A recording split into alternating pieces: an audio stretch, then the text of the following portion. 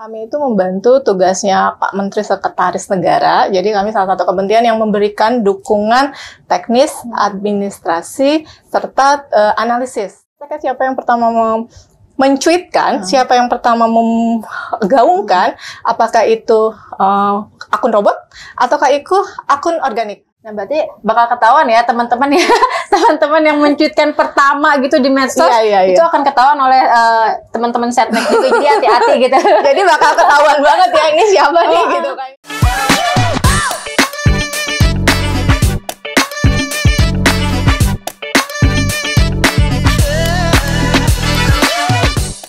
Assalamualaikum warahmatullahi wabarakatuh. Ya, kembali lagi di acara FYI for your information bersama saya Cindy. Nah, kalau biasanya nih kita kedatangan teman-teman dari para pebisnis begitu ya. Hari ini saya kedatangan tamu spesial. Kenapa? Karena saya membawa seorang yang selama ini bekerja di Sekretariat Negara. Nah, teman-teman pasti penasaran dong, seperti apa sih kegiatan ataupun pekerjaan orang-orang yang ada di Sekretariat Negara. Hari ini di studio sudah hadir nih Mbak Eva Febriana selaku Pranata Humas Ahli Madya dari Sekretariat Negara. Siang Mbak Eva. Selamat siang Mbak. Iya, Mbak Eva mungkin boleh cerita dong ya tentang kegiatan dari teman-teman di Sekretariat Negara. Ini mungkin teman-teman di sana belum pada tahu nih Sekretariat Negara itu kerjaannya ngapain aja gitu ya. Mungkin boleh di-share gitu Mbak Eva. Oke, jadi mungkin kalau secara mudahnya ya, secara simpelnya kami itu membantu tugasnya Pak Menteri Sekretaris Negara. Jadi kami salah satu kementerian yang memberikan dukungan teknis, administrasi, serta analisis terhadap Presiden dan Wakil Presiden untuk mempermudah kerja-kerja Bapak Presiden dan Wakil Presiden. Nah, itu tugasnya Kementerian Sekretariat Negara gitu kan. Di mana yang paling utama adalah bagaimana Bapak Presiden selaku Kepala Negara dan tentu juga dibantu oleh Bapak Wakil Presiden dalam menjalankan tugasnya, dalam menjalankan kesehariannya itu berjalan lancar, nyaman gitu. Nah, kami harus memperhatikan hal-hal itu. Jadi kami memberikan dukungan administrasi, teknis, dan juga analisis gitu. Jadi agar kerja-kerja Bapak Presiden dan Wakil Presiden itu aman, lancar. Kemudian istilahnya publik juga dapat menyaksikan gitu. Apa aja sih yang dikerjain sama Bapak Presiden. Pasti kan ada tuh behind the scene-nya, BTS-nya. Nah, itu tugasnya kami di Kementerian Sekretariat Negara. Oke. Nah, ini kan Mbak Eva ini ada di Pranata Humas Ahli Madya yang urusannya humas itu pasti dengan eksternal, internal selalu berkaitan begitu ya. Nah, biasanya itu informasi apa sih yang biasanya teman-teman Setnek itu cari dari luar begitu yang kemudian itu dilaporkan ke pimpinan. Oke. Pertama biasanya sih ada dua macam gitu. Biasa kita yang misalkan mencari apa sih yang lagi viral gitu. Apa sih yang sedang dijulitin atau yang lagi diperbincangkan oleh netizen-netizen gitu ya. Terus ada nggak ini misalkan irisannya atau implikasinya terhadap kebijakan nih atau arahan Bapak Presiden misalkan atau kebijakan pemerintah apapun itu bentuknya. Nah, ini kami himpun, kami monitoring, kami analisis gitu ya. Kami kumpulkan data-datanya. Atau yang kedua adalah kami menerima langsung direct dari pimpinan arahan misalkan tolong dong dipantau misalkannya isu ini atau tolong dong dicari data terkait tentang ini. Yang pasti itu semua terkait tentang program atau kebijakan dari pemerintah gitu yang itu langsung menyentuh dengan publik itu sendiri ya. Contohnya misalkan kalau kemarin kita baru banget menghadapi 3 tahun yang tidak mengenakan karena COVID. Nah, itu kami walaupun itu COVID kan sebenarnya tugasnya Kementerian Kesehatan ya. Tapi kami tadi kan balik lagi selaku pembantunya Bapak Presiden dan Wakil Presiden harus sigap dan harus siap untuk mengkolek semua data. Misalkan ada kebijakan yang tidak mengenakan, contoh kebijakan tidak mengenakan terkait COVID itu kan pembatasan ya, pembatasan gitu kan, atau misalkan dilarang mudik. Nah, itu kita harus banget menghimpun data yang sangat akurat. Kenapa sih gitu mudik itu dilarang? Kemudian kita coba untuk mengemas data itu menjadi konten-konten yang mudah dipahami oleh publik yang maksudnya tuh dibatasin agar penyebaran COVID-nya tidak makin parah, karena kita sedang sangat menjaga nih. Yang sakit tuh bukan Indonesia doang, yang sakit tuh seluruh dunia, dan itu terbukti kan. Kemarin kita baru banget perhelatan G20 kita membuktikan, dan WHO mengakui Indonesia masuk salah satu negara yang survive, mungkin top 5 kayaknya yang berhasil mengendalikan COVID dengan sangat baik. Nah, di luar itu kan masih banyak lagi ya kebijakan-kebijakan lain yang maka oleh karena itu kami harus sangat perlu menghimpun isu-isunya, berita-beritanya, termasuk menghimpun datanya dari kementerian lembaga teknis terkait yang bertugas Gitu. Nah, tadi kan sempat disinggung nih kalau misalkan teman-teman di Setnek itu juga suka memantau medsos yang julid-julid itu ternyata juga dipantau gitu ya oleh Setnek. Betul, nah, betul, ini betul. memang ada teman-teman khusus gitu yang emang mantau biasanya berapa banyak medsos, ada nggak maksudnya medsos-medsos yang diincar atau yang dijadikan perhatian gitu. Oke. Kalau diincar atau jadi perhatian sih tidak. Itu tergantung dari konteks atau kontennya. Misalkan contoh hashtag yang lagi naik kemarin, misalkan contoh yang agak sedikit mungkin ini Kanjuruhan misalkan. Ini kenapa nih? Sebenarnya apa sih isunya? Nah, itu kita mantau dari hashtag. Kemudian nanti kita coba lihat kalau di pantauan media sosial ada namanya disebut social network analysis. Nah, itu nanti kita lihat tuh bagaimana pembicaraan atau mungkin contoh kemarin sempet ya yang lumayan viral tentang isu hashtag Gejayan memanggil. Nah, itu kita harus tahu Gejayan memanggil hashtagnya siapa yang pertama mencuitkan, siapa yang pertama menggaungkan, apakah itu akun robot ataukah itu akun organik. Nah, dari sana kita kemudian tahu gitu. Oh, kalau misalkan itu akunnya akun organik, berarti ini murni pembicaraan dari publik yang tidak ada berafiliasi atau mungkin tidak ada kepentingan apapun, tapi itu aspirasi. Nah, ini menjadi perhatian kami. Gitu. Jadi kita ulik banget gitu. Itu kita ya pertama kita pasti belajar bagaimana cara mengulik, dan kita juga pasti dibantu dengan sistem monitoring dari media sosial itu sendiri gitu. Jadi diuliknya tergantung dari isu apa nih gitu. Hashtagnya apa sih? Kenapa sih muncul hashtag ini? Gitu. Nah, berarti bakal ketahuan ya teman-teman ya, teman-teman yang mencuitkan pertama gitu di medsos itu akan ketahuan oleh teman-teman Setnek juga. Jadi hati-hati gitu. Jadi bakal ketahuan banget ya ini siapa nih gitu kan ya. Gitu. Nah, Mbak, ini kan di Setnek Humas itu kan di Pranata Humas itu teman-teman Setnek juga turun untuk ada kunjungan ke media dan lain-lain begitu. Pertanyaan saya, apakah Setnek ini dari Sabang sampai Merauke-nya itu semua dikunjungi, maksudnya dalam setahun gitu, dikunjungin semua seluruh Indonesia atau hanya yang di wilayah misalkan tertentu gitu gimana?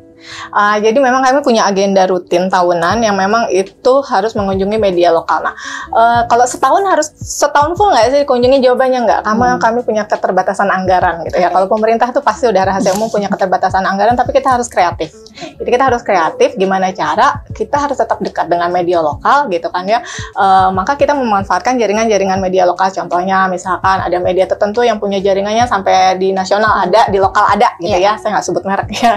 Nah, ini yang coba kita deketin tuh nanti kita ya cari tahu lagi gitu kan. Kira-kira kalau saya mau ngunjungin lagi, kira-kira misalkan media lokal mana yang itu punya keunikan, atau misalkan saya juga bisa mencari informasinya dengan teman-teman humas di pemerintah daerah. Kira-kira yang rekomendasi apa ya media lokal misalkan. Jadi tadi yang sudah punya jaringan dari yang nasional sampai di daerah, atau ada yang dia hanya di daerah sendiri tapi itu sangat didengarkan, sangat dibaca oleh warga lokalnya. Nah, itu juga kita kunjungin gitu. Jadi betul-betul kami pengen mendapat hal yang sangat komprehensif dari media gitu ya, termasuk isu-isu yang ada di lokal.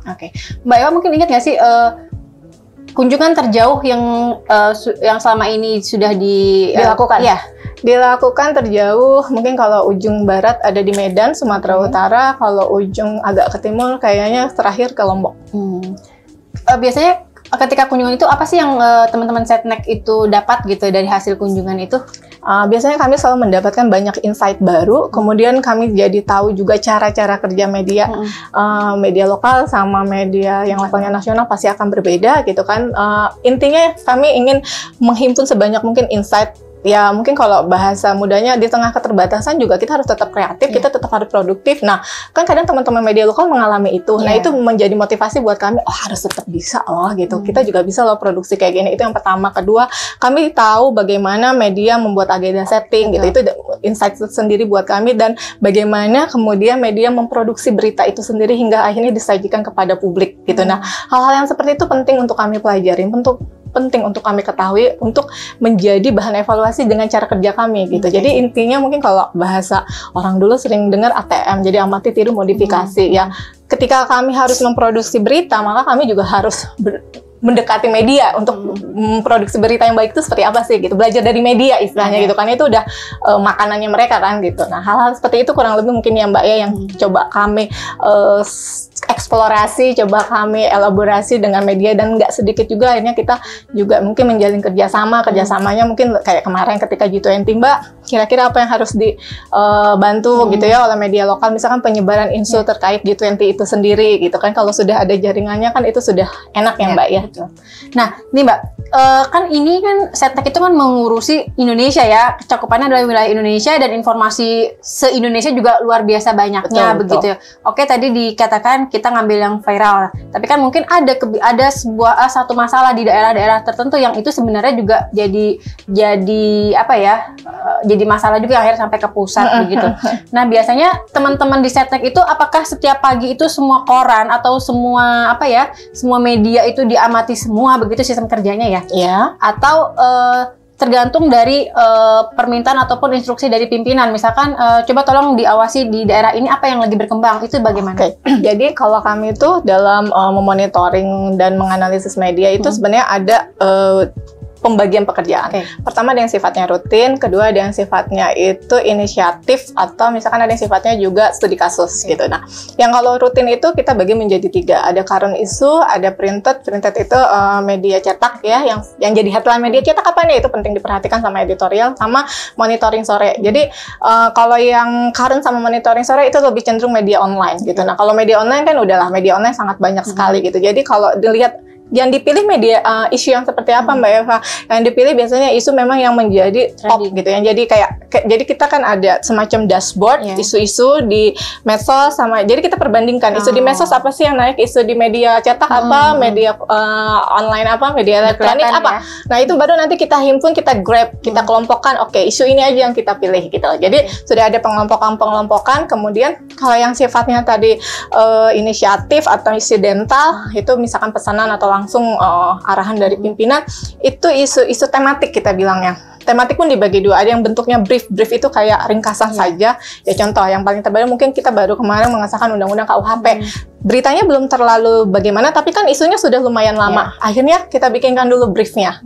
Nah ini kita laporkan. Brief bisa nanti ditindaklanjuti menjadi tematik. Kalau udah tematik itu biasanya kita rutin, tergantung. Isu apa nih yang di media yang terkait KUHP ini yang lagi diperbincangkan, mungkin bahasa gampangnya chapter-chapternya, kayak mungkin dulu waktu UCK ya, waktu Cipta Kerja kan chapternya banyak tuh. Nah itu juga kita akan bikin per tematik, per apa nih yang lagi diobrolin sama publik gitu, yang ingin dicari tahu oleh publik gitu. Kemudian kalau yang studi kasus itu biasanya khusus yang menyangkut tentang kami Kemensetnek di bawah penguasaan kami gitu, datanya, pekerjaannya. Mungkin yang paling terakhir itu adalah terkait kasus tentang pengelolaan Taman Mini Indonesia Indah. Nah itu kita dari mulai kita melakukan siaran pers, itu langsung Pak Menteri, kemudian kita glorifikasi, terus kita juga membuat konten-konten terkait tentang publik yang mau apa sih, semacam mungkin menjaring aspirasi. Nah itu studi kasus contohnya gitu. Jadi ragamnya banyak banget sebenarnya. Berarti teman-teman Setnek itu mau nggak mau, ngerti nggak ngerti harus dipaksa harus ngerti begitu ya? Iya, betul. Harus mendalam lagi ya, betul, gitu karena tugas intinya itu membantu presiden kan sebagai kepala negara gitu ya. Udah kerjaan kepala negara kan banyak ya gitu kan. Jadi kami harus betul-betul harus betul-betul ngerti, harus betul-betul paham dengan kebijakan-kebijakan strategis gitu yang dikeluarkan oleh pemerintah. Nanti istilahnya ini kebijakan ini sebenarnya tusi utamanya di mana gitu, kementerian atau lembaga mana. Nah itu kita harus in charge banget dengan stakeholder kita karena terkait data tadi.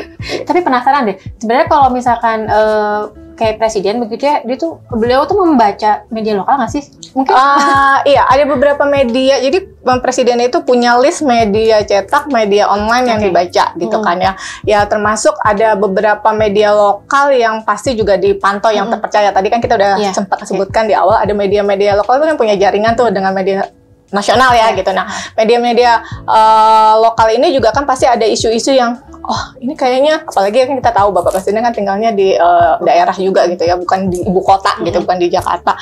Nah, itu juga yang nanti bisa jadi misalkan Presiden tiba-tiba, kok kemarin saya dengar misalkan ada isu tentang ini, misalkan di wilayah Bogor, contohnya karena Bapak Presiden tinggal di Istana Kepresidenan Bogor, nanti misalkan Bapak Presiden minta gitu ya, dibantu untuk carikan datanya. Kenapa? Jadi Bapak Presiden itu sangat amat peduli, sangat amat aware dengan isu apapun itu yang ada di publik gitu. Makanya kami yang membantu beliau itu harus sangat juga punya data yang komprehensif, harus tahu juga istilahnya gitu. Kalau kami nggak tahu ya kami harus cari tahu gitu. Jadi ketika nanti Bapak Presiden tanya untuk memperdalam kenapa, ada apa, misalkan seperti itu, kami nanti harus sudah memberikan data, sudah memberikan jawaban kenapa ada apanya. Iya, nggak bisa katanya nggak bisa. Jadi datanya harus betul-betul disusun. Iya. Boleh minum dulu Mbak Eva? Terima kasih. Biar nggak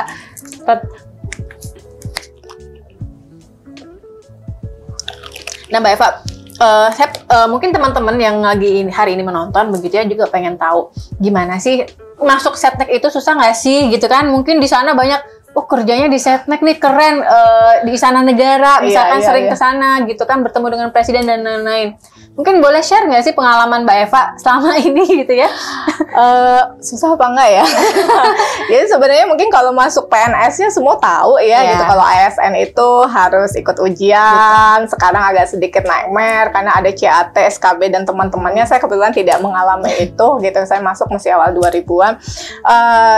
Mungkin gampang-gampang susah, tapi kami di Kementerian Sekretariat Negara itu punya program magang, memang khusus mahasiswa sih program magangnya, yang itu memberi kesempatan kepada rekan-rekan mahasiswa yang kebetulan kalau sekarang mungkin pernah dengar MBKM gitu kan, Merdeka Belajar, Kampus Merdeka. Nah itu kita kerjasama sama pihak-pihak kampus gitu untuk yuk yang mau magang, kami akan buka, ada batch-batchnya, ada periodenya, nanti teman-teman tinggal daftar, jadi teman-teman bisa kenal lebih dekat tentang Kementerian Sekretariat Negara. Dan di program magang kami itu kami betul-betul mengajak teman-teman semua kerja bareng dengan kami. Jadi kayak betul-betul bagian dari humasnya Kementerian Sekretariat Negara. Jadi teman-teman akan dilibatkan kalau misalkan di tim peliputan ya akan betul-betul meliput gitu, akan betul-betul tahu behind the scene gimana tapping, gimana misalkan presiden. Kalau kami sih khususnya Pak Menteri, misalkan Pak Menteri mau siaran pers nih, nah itu benar-benar teman-teman dilibatkan betul-betul gitu. Jadi udah bagian dari kita gitu. Kebetulan kalau misalkan kami juga ada rapat atau berkunjung kemana, nah, teman-teman sengaja kita ajak gitu. Kadang kan kayak seperti ini ya, saya kunjungan ke media. Nah kalau memungkinkan itu akan kita ajak. Jadi biar tahu, jadi biar nggak, aduh PNS tuh kerjanya gitu-gitu doang ya. Nah jadi teman-teman banyak juga yang akhirnya setelah selesai magang di kami malah tertarik untuk daftar menjadi bagian dari ASN. Tapi nggak ada yang langsung ditarik ya, nggak bisa ya? Nggak bisa, prosesnya tetap harus prosedurnya udah jelas ya gitu. Cuman setidaknya kami kan itu sudah memberikan inspirasi atau juga sudah memberikan informasi dong bahwa ASN tuh nggak gitu-gitu doang. Jadi PNS tuh nggak gabut-gabut aja gitu. Jadi teman-teman betul, wah ternyata capek juga ya kerjanya, ternyata serius ya. Seperti itu gitu sebetulnya. Kalau kayak gitu ada seleksinya gitu Mbak? Kalau magang yang magang, iya betul, karena kebetulan ini agak banyak ya. Yang magang kami daftarnya ratusan Mbak. Yang diambil? Yang diambil mungkin maksimal 20 orang. Oh wow. Dan itu masing-masing bidang beda-beda. Jadi dan tahapan seleksinya mulai dari administrasi, ada interview, ada juga tes kebidangan. Misalnya dia pendaftar di peliputan, maka kita harus tahu dia jago editing nggak, dia jago fotografi nggak gitu. Terus dia jago kalau peliputan nulis berita juga gitu. Jadi betul-betul ada sama susahnya ya. Serem ya. Magang aja horor gitu ya. Tuh teman-teman yang di luar sana yang lagi nonton, yang pengen masuk di Setnek gitu ya, kalau misalkan pengen coba-coba yang masih mahasiswa boleh dicoba gitu ya, karena mumpung masih muda ya Mbak ya. Ya betul. Karena kapan lagi gitu bisa punya kesempatan, istilahnya kalau gagal sekarang besok kalau masuk insya Allah jadi masuk gitu ya. Betul. Oke teman-teman yang di studio, ada pertanyaan yang mau disampaikan ke Mbak Eva, yang mau ditanyakan mungkin? Boleh. Boleh. Nggak ada. Kan kalau di Setnek berarti langsung berhubungan dengan presiden gitu ya Mbak Eva ya. Artinya kita, kalau saya sih pribadi pengen tahu apa sih yang biasanya presiden tuh maunya apa sih gitu ketika misalnya mau counter isu tertentu, biasanya ada request tertentu nggak sih dari presiden? Nih, gue misalnya kasarnya, gue pengennya gini. Nah, itu ada pengalaman nggak sih sama presiden? Misalnya, kok mintanya begini sih, atau kok ini kayaknya nggak nyambung deh Bapak gitu. Ada nggak sih yang kayak pengalaman gitu? Ada aja sih gitu pengalaman tiba-tiba request, kok minta dipantau isu ini ya gitu. Tapi kita coba sebelum bergerak nyari isunya atau nyari datanya, kita telah dulu, kita analisis masuknya Bapak Presiden atau mungkin kalau kami sih nggak langsung dari Bapak Presiden, tapi dari Pak Menteri, tapi itu udah pasti nanti ke Pak Presiden gitu. Jadi kenapa ya Pak Menteri minta ini? Kadang karena kami ada di satu grup itu ada Pak Menteri langsung, jadi beliau langsung direct ngasih tugas itu di situ, bahkan dengan tulisan tangan beliau gitu, mungkin beliau sedang ratas, tiba-tiba Pak Presiden ngasih arahan apa, minta apa, Bapak langsung tulis tangan, jadi kami langsung harus mensiapkan gitu. Nah, itu kadang kita telah dulu, karena kenapa harus ditelaah? Karena kan isu sangat banyak, kita harus sangat tepat menghimpun datanya, kira-kira oh maksudnya Pak Menteri tuh ini loh, data yang sebenarnya dia pengen tuh ini loh gitu. Jadi walaupun mungkin istilahnya buat kami kayaknya nggak berhubungan deh gitu, mungkin kayaknya nggak ini deh, nggak masuk akal, tapi ya tetap gitu.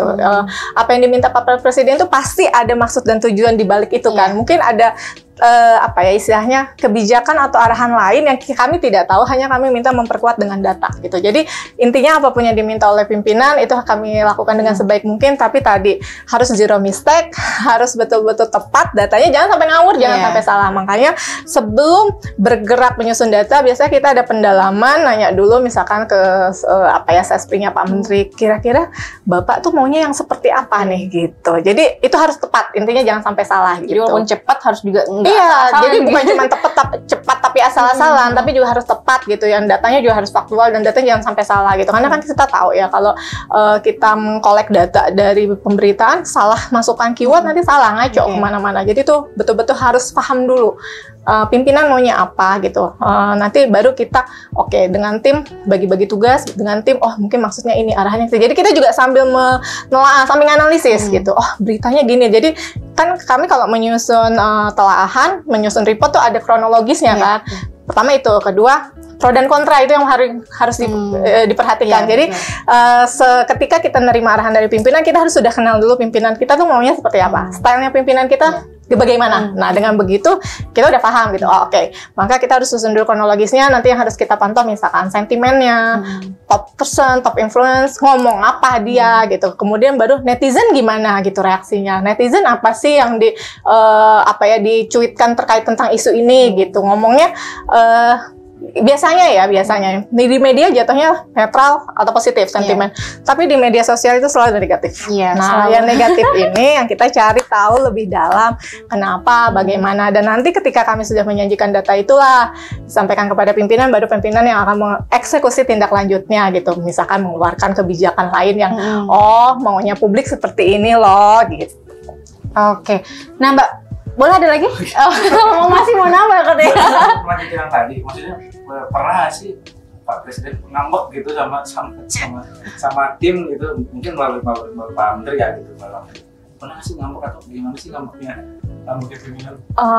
Pak Jokowi itu termasuk orang yang nggak aneh-aneh. Bapak itu sebenarnya simpel gitu ya. Terus kalaupun Bapak nggak berkenan, tapi menyampaikannya juga dengan cara yang enak gitu loh maksudnya. Jadi dan itu yang paling, jadi gini ya, kebetulan kan kalau kami di Biro Humas di Setnek itu fokusnya sebenarnya bantu Pak Menteri untuk nanti Pak Menteri ngomong ke Pak Presiden ya. Nah kalau yang di lingkungan Bapak Presiden itu sendiri tuh ada sendiri mas staff-staffnya gitu. Jadi ada tim-timnya, jadi ada tim komunikasi Presiden, ada staf khusus Presiden gitu. Nah kalau ngambeknya di tim lain saya nggak tahu ya, karena saya nggak in charge ke sana. Tapi kalau misalkan menyampaikannya melalui Pak Menteri gitu, kita cukup paham gitu. Presiden maunya ini gitu. Jadi kami kadang membacanya adalah respon atau feedback dari Pak Menteri yang diberikan kepada kami ketika kami sudah menyerahkan data gitu. Jadi kayak berarti udah aman, gitu. Nah ini juga kadang bisa dipantau ketika contohnya kemarin setelah KTT G20 yang kami di KTT selesai di tanggal 16, sampai tanggal 17